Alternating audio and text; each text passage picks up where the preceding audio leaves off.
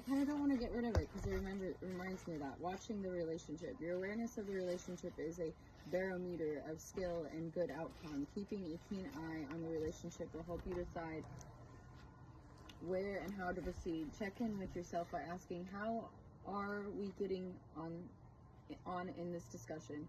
How is the patient reacting? Is he or she comfortable, frightened? Perhaps am I pushing this person too hard? Am I being genuine and frank? Staying in the present. Psychotherapists refer to being in the moment with the patient. There are important periods when your own aspirations, feelings, and personal reactions are put to one side and you focus on full attention on the patient's experience. The more you are able to do this, the more effective your guiding response is likely to be, whether it is listening, reflection, a well-chosen question, or offering important information. A common observation made by practitioners is it doesn't feel natural. Indeed, this way of working with patients is often very different from prior practice, from following the writing reflex to just directing someone to what to do and why. Try out this style in an easier situation. First, when time feels manageable and your patient seems engaged, as you become more proficient, you can move on to more difficult challenges. This is like a really good book for a healthcare professional if they wanted to like improve the way they communicate with their patients, which I'm trying to improve the way I talk to doctors, even if they're not trying to improve the way they talk to me. So I'm just like, okay, let me stroke your ego. Let me give you... Do you think you know what could be wrong with me, Doc? Okay.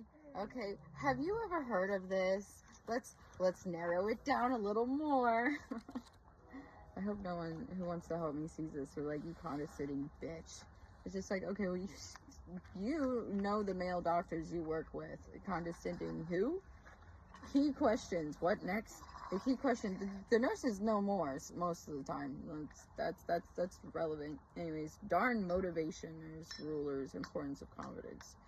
What might it take for you to make a decision to blank? Stop smoking, perhaps? If you did make a change in that habit, what might be some of the benefits?